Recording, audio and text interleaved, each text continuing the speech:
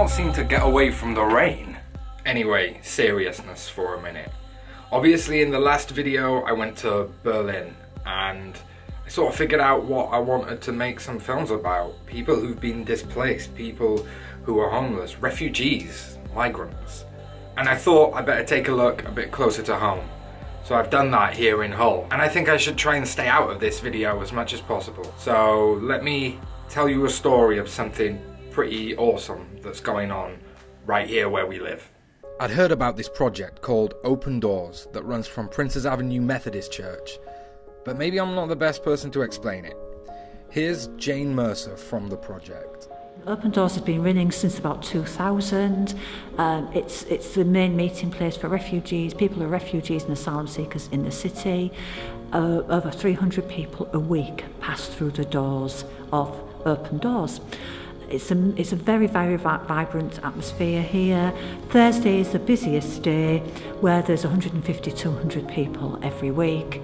They're provided with food, a hot lunch for asylum seekers and destitute refused asylum seekers. They are also provided with a food parcel. There is music, there's English classes, there's a bike project. There's the volunteer interpretation service. There's all sorts of things that happen here at Open Doors. There's about 50 volunteers that are here. So it's amazing, that sense of people helping. Working in the kitchen, Doreen was one of these volunteers. On a Thursday, I'm responsible for providing refreshments and a meal. Between 100 and 200 for coffee, and about 70 for the meal. Well, I actually belong to this church and I've been coming to Open Doors since the beginning, so that's over 20 years.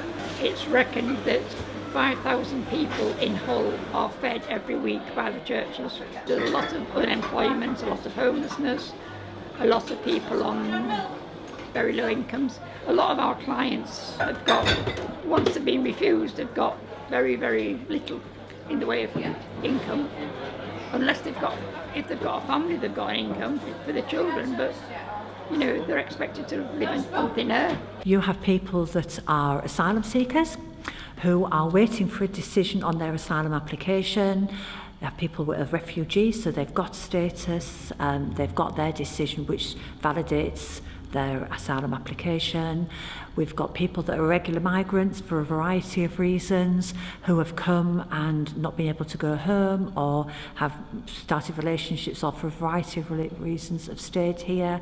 We also have a lot of destitute refused asylum seekers. What happens is that when somebody's asylum claim is refused, their support is cut off, their housing is cut off. It is a criminal offence for them to work or for anybody to employ them. Any bank accounts are cut off and they are put in a position where they are no recourse to public funds, which means they cannot get any money from the government or anybody else. They are left in a position where they're having to sleep on floors, sleep outside.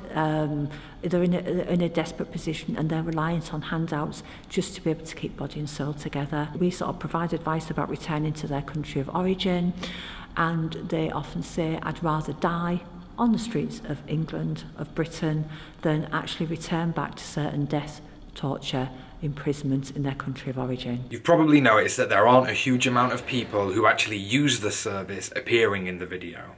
I didn't want to just walk in there with a camera and start filming people as they tell me about some of the most difficult things that have ever happened to them in their lives. I think those kinds of relationships take a bit of time to build up.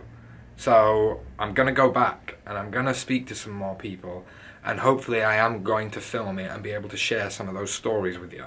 What was really heartening though was to meet such an upbeat and kind bunch of volunteers. You are being naughty! Who all wanted to help one another and these people who maybe they don't seemingly have a whole heap in common with. I think that's amazing and I can't wait to go back. So you know what to do. Subscribe if you want to see more.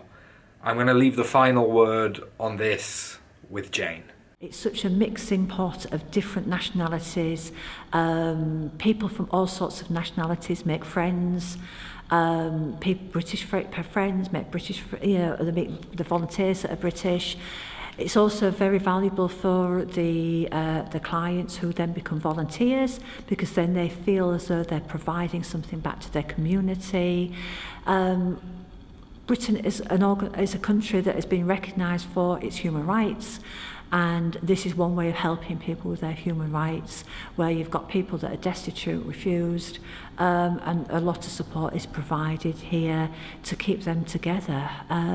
British people often don't realise that people in this country can be made street homeless and destitute, not where you're just existing on benefits, where you literally have nothing.